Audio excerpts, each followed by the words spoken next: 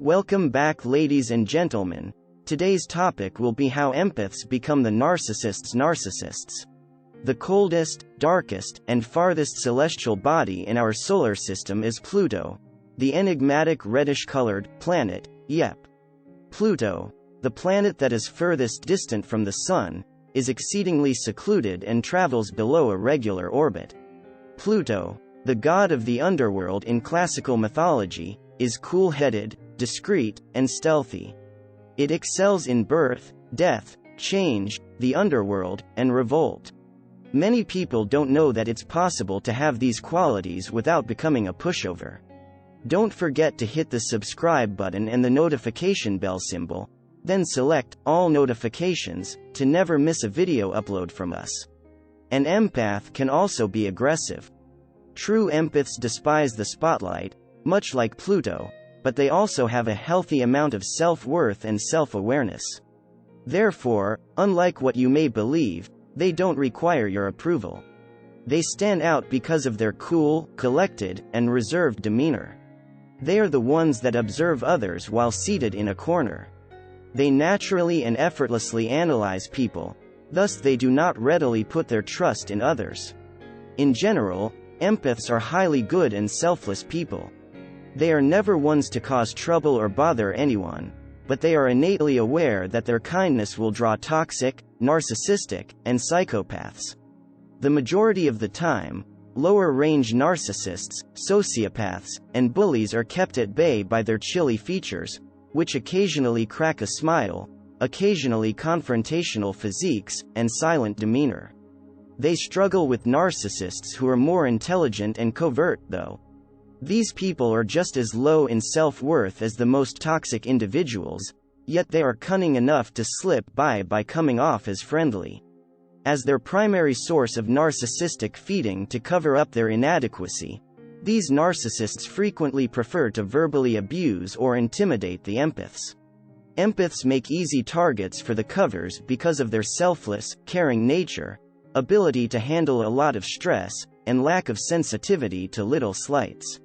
For a very long time, covert narcissists are successful in pushing an empath's buttons because they are well versed in how to do it. However, ultimately the empath's astute mind will identify this behavior as passive aggressiveness. The narcissist's narcissist emerges from the empath at this point. Rarely, if ever, do empaths engage in physical conflict. They are cunning creatures with the capacity to take a lot of punishment. They chuckle and ignore it until something finally snaps. Then everything turns around. In general, empaths have the power to turn things around. The poisonous individuals are totally taken aback by this response, which makes it clear who is in power. The empath is known to get resentful of the narcissist once they become aware of this toxicity, which is very different from how they normally respond. Based on their extremely low self-esteem, the empath wants to demolish the narcissist's entire ego consciousness, which gives them their diluted power.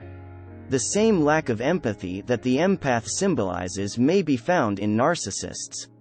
They associate with individuals with the express purpose of undermining them, stealing their energy, and lowering them to their wretched level. The empath struggles with this low vibrational state. An empath therefore transforms into a narcissist's narcissist in their plutonic state. Like them, the empath loses all compassion for the narcissist, turns icy, and sets out to shatter their feeble egos. Empaths have minimal personal ego and experience many traumas and changes throughout their life, which is what gives them so much empathy. An empath's calling card is the death of the ego, and from that moment on, they are on a mission to undo that in everyone they encounter. Empaths have a natural understanding of the ego's destructive nature. They understand that every argument, struggle, conflict, act of injustice, abuse, and bullying in the world today is brought on by the human ego. When toxic people act inappropriately or assault, the empath response is to remain silent forever. The sooner they can identify the true abuser, the more mature they are as people.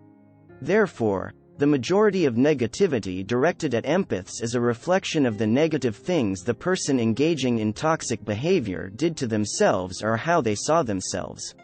In spite of being the aggressor, narcissists and those with some degree of narcissistic traits frequently employ projection to play the victim. The game of life has already been won by empaths, despite their lack of interest in taking part. They always choose to travel the high path. Not a bad way to live, is it? In the upcoming videos, we'll look at various topics.